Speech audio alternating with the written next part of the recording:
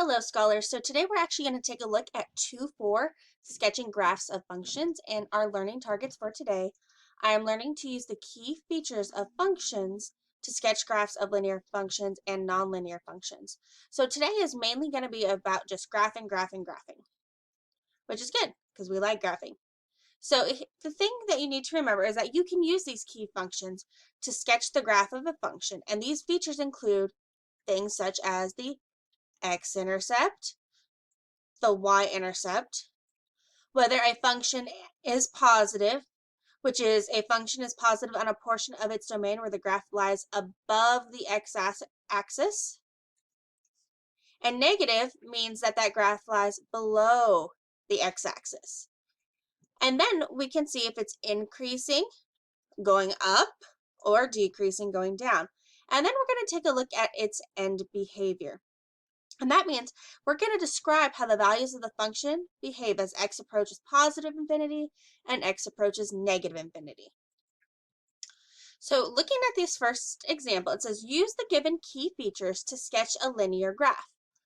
The y-intercept is negative 70 degrees. The function is positive for x less than negative 30. And the function is decreasing for all values of x. So here it says, as x approaches positive infinity, f of x approaches negative. So it says, hey, as x goes in that positive direction, make sure your y is going in the negative direction. And then it says, hey, as x approaches the negative direction, make sure your y is going in the positive. So let's take a look. The first thing we know is that our y-intercept is negative 70. So I'm going to go down here and I'm going to plot my y-intercept at negative 70. The next thing I know is that the function is positive for x values less than negative 30. So if I go to that x-axis, I will find negative 30. Here's negative 30. And I know that my values are going to be positive when x decreases. So here we have that positive direction. And then it says the function is decreasing for all values of x.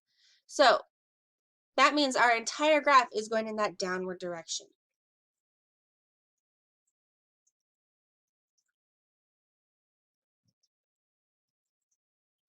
All right, so it says, let's see if we did this right. As x approaches positive, so as x goes in this direction, y is going down, approaching negative infinity, which is perfect because it is. And then as x approaches negative infinity, our f of x, that y value, is actually increasing. And so, yes, we have all of those markers, those key features. All right, so when it comes to nonlinear functions, we have to take a look at some other items. We have what we call continuity. A function is continuous if it can be graphed with connected lines or connected smooth curves. And then we have extrema, which you should know by now is the maximum and minimum values of a function. And then there's symmetry. And we have reflectional symmetry if there's a vertical line that divides the graph into two halves that are mirror images of each other. So let's take a look at these key features of sketching graphs. All right, so this first example, it says use the given key features to sketch a non-linear graph. So the first thing it says, the y-intercept is negative 5. All right, so I'm going to go and I'm going to plot a negative 5 as my y-intercept. Boom. And then it says the function is positive for x less than negative 3. So I'm going to go to that negative 3 value. And I know I'm going to be positive. So that means I have to be above the x-axis. So I'm just going to draw my line. And then it says, and it's also positive for x greater than 4. So I'm going to go to 4. And I know I'm going to be above that x-axis as well. So we had positive for x less than negative 3 and x greater than 4. Ooh, and then what does this next thing say? It says the function has a minimum at 2, negative 6. So I'm going to go to 2, I'm going to go negative 6. And I know this is a minimum. So that is my extrema. There I have a minimum. So, and it's okay. So I graphed that minimum, boom, and the function is increasing for x greater than 2. So if I'm increasing, that means I'm going up from left to right, starting at positive 2. So here's 2. Oops, we knew we had a minimum. So I'm going to draw a positive increasing line from this 2, negative 6 to this 4, 0. All right. So we took care of that. So man, now let's take a look at what this says. As x approaches positive infinity, f of x also approaches positive infinity, which is correct. Then as x approaches negative infinity, as we go left, that means f of x is approaching positive infinity. So here we go. If we're approaching positive infinity, we need to draw another line. So now what happens right here? Well, we know that this is a minimum, so it has to come down here first, and we're just going to connect it. So I know my lines aren't straight. I wish I lived in a perfect world where I could draw a straight line without a straight edge, but alas, I don't. So hopefully your guys' lines are much better. And then that is done. And so I'm going to take a moment and probably draw these lines a little better. All right, so here we have a much better looking representation of that graph with straight lines. Now remember, it's not gonna look perfect. Ours will look a little different. As long as we have these key features sketched correctly, you'll get the overall idea of what we are looking for. All right, so our next one says, the function is continuous. All right, so we're looking for no breaks, smooth curves, and symmetric about the line x equals negative 1. So right there, that's a biggie. That says, hey, I'm going to have this reflection across x equals negative 1. So I'm going to go to my coordinate plane, and I'm automatically going to draw this dotted dashed line so I can tell myself, hey, this is the line that is supposed to reflect my function. All right, then it says your function has a maximum of negative 1, 4. Okay, so here's negative 1, here's positive 4. All right, maximum is done. And then it says as x approaches the positive infinity, f of x is going to approach negative infinity. All right, so as I increase to the right on my x-axis, that says my y is going to decrease. So that means I'm probably either going to have an absolute value function or a parabola or something in that shape. So I'm going to do an absolute value function, which is I'm just going to have awesome straight lines going down. And that satisfies that condition. As x approaches positive infinity, f of x approaches negative infinity. All right, and now it says as x approaches negative infinity, y is approaching negative infinity. So once again, I'm just going to come straight down. Now, I have sketched all of its key features. This is the graph I chose to make. Could I have had a different representation that met all of those key features? Absolutely. You could have had a parabola because that would have satisfied those same conditions. So just keep that in mind. There is no hard and fast right or wrong answer here. All right, so now we're going to look at this real world example. It says Jose decides to go to a test track to drive a racing car. He drives the car for a little over 5 minutes. All right, so it gives us the y-intercept where Jose starts driving at 0 miles per hour. So that means I have a y-intercept of 0 miles per hour. So I'm going to scroll down and I'm going to put that y-intercept down. Here's my y-intercept. All right, so I have that piece of information taken care of. So I'm going to go ahead and put a check mark. All right, is it linear or nonlinear? We're driving, which means we're going to be going forward. Are we always going to keep going in a positive direction? No, we're going to stop. We're going to run out of gas. We're going to hit a stop sign, a stoplight. So it's not always linear. There will be times where our curve flattens out. So this is a non-linear function.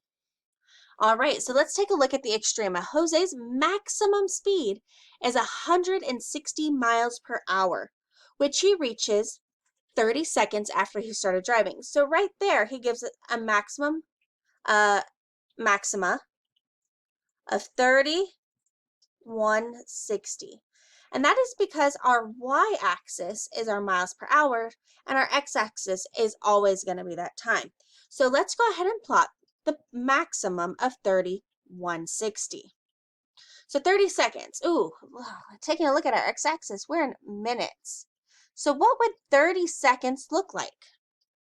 Well, if you said a half a minute, you'd be absolutely correct. So at this half a minute mark, I know that I should go all the way up to 160.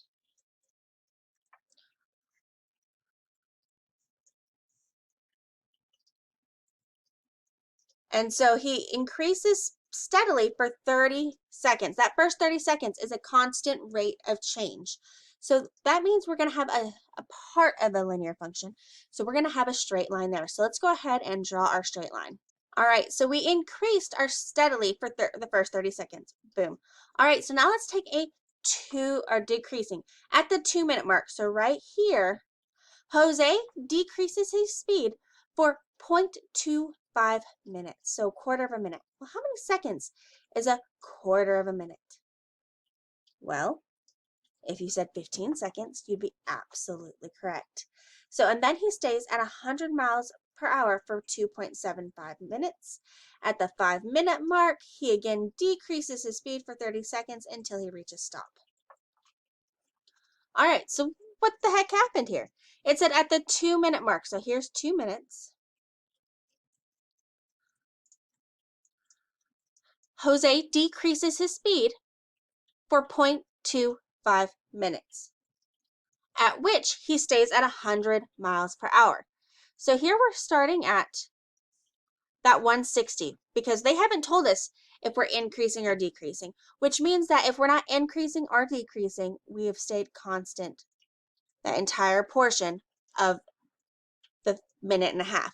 So now, for the next 15 seconds, he's going to decrease to 100 miles per hour. So here's that next 15 seconds, and then we have 100 miles per hour, and we're going to go ahead and draw that line. All right, so, and then he says once he's hit that 100 miles per hour mark, for the next 2.75 minutes, he stays there. Well, if we take a look, the 0.25 plus 2.75 plus 2 equals that 5 minutes. So until we hit that 5-minute mark, we are staying at 100 miles per hour. So here's my 5 minutes. Here's my 100 miles per hour. So I'm going to draw a nice straight line. And then at the last 30 seconds, he decreases his speed until he is completely stopped. So if he's completely stopped, he's at that 0 on the x-axis. So let's go ahead and draw our line from the 5-minute mark to the 5-minute 30 mark.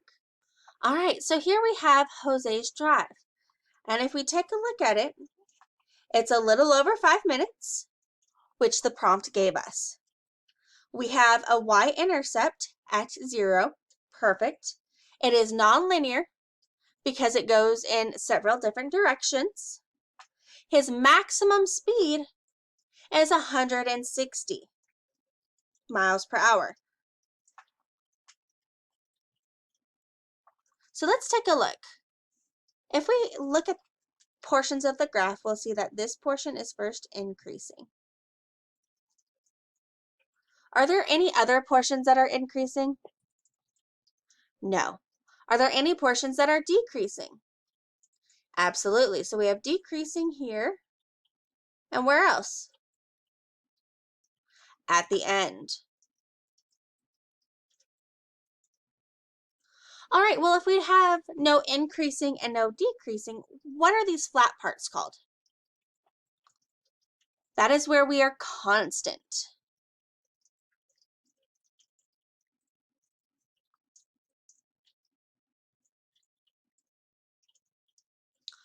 All right, and so if we take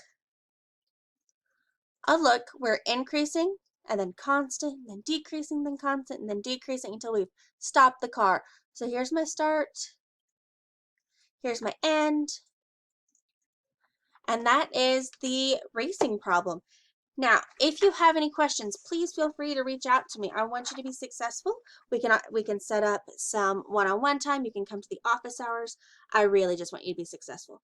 So, I have a great day, and I will catch you on the flip side.